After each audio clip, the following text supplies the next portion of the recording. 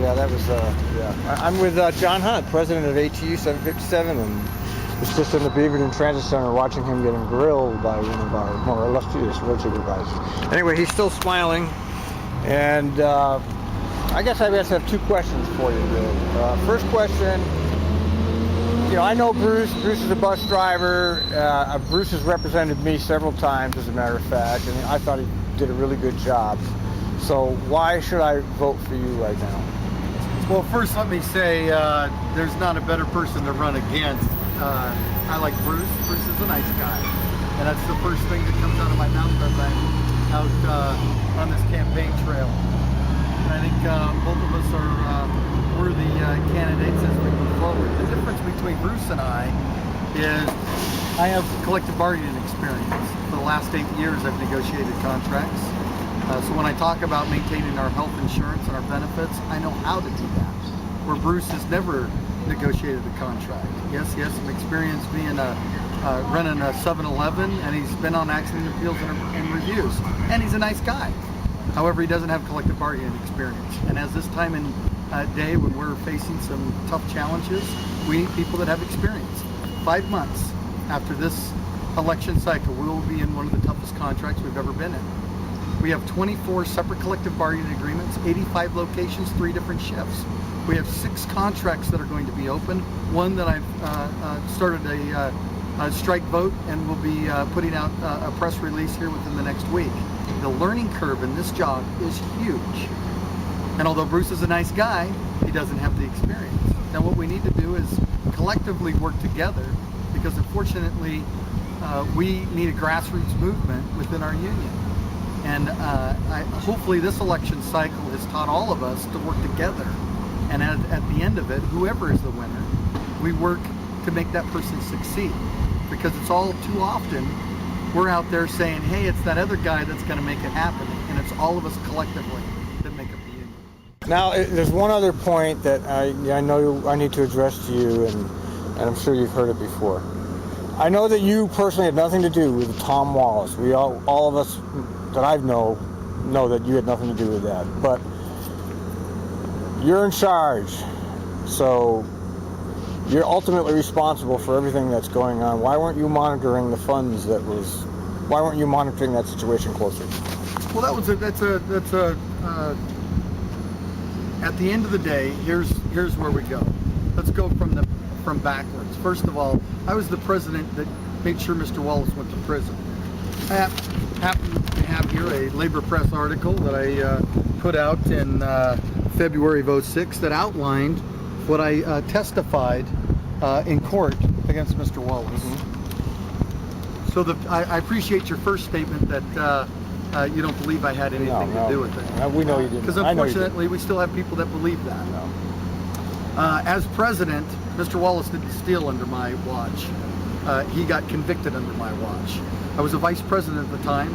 The vice president's role does not oversee that division.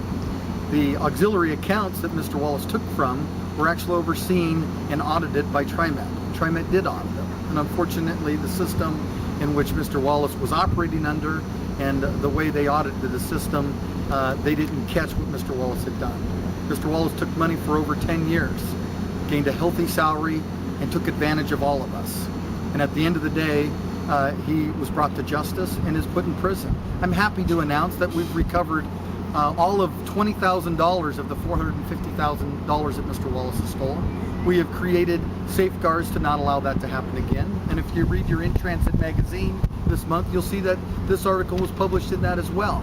Because if it happened to us, it could happen to anybody else. The trust was lost within our organization, and we need to build that up. We had somebody that came from the outside that said, hey, we think these people are doing something wrong, ran and won the office of financial secretary. She had a white ballot this time. And I don't believe to this day you've ever heard her speak of words that this organization is running somehow underhandedly. In fact, under my leadership, we have righted the ship. We have set the thing straight, and we've moved forward. So I'm the president that put Mr. Wallace to prison, not the president that allowed it to happen. Well, I've got to tell you, I really like John Hunt. And I really do think he's done an excellent job for ATU 757. I know those of us at TriMet are working under a good contract, and he's responsible for that. And I think John was an excellent president, and I think that he could be an excellent president still. However, I still am going to vote for Bruce, and I'll tell you why I'm going to vote for Bruce. You know, Bruce isn't as cute as John. There's no doubt about that. And Bruce maybe can't speak quite as quickly and articulately as John. But Bruce knows all the issues. He understands what's going on, and he can do the job.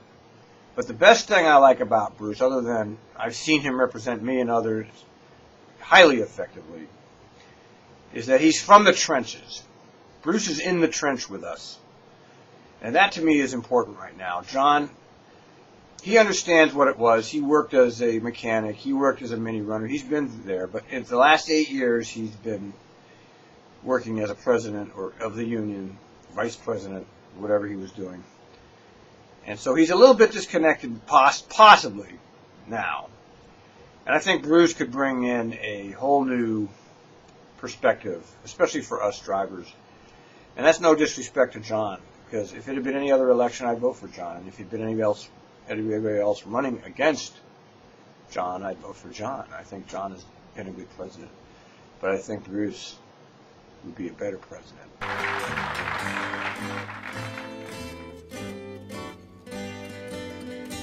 When the union's inspiration through the workers' blood shall run, there can be no power greater anywhere beneath the sun.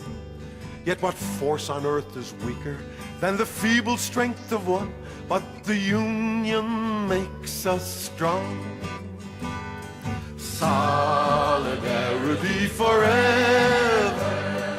Solidarity forever. Solidarity forever. For the union makes us strong. Now they have taken untold millions they never toiled to earn. But without our brain and muscle, not a single wheel could turn. We can break their haughty power, gain our freedom when we learn that the union makes us strong.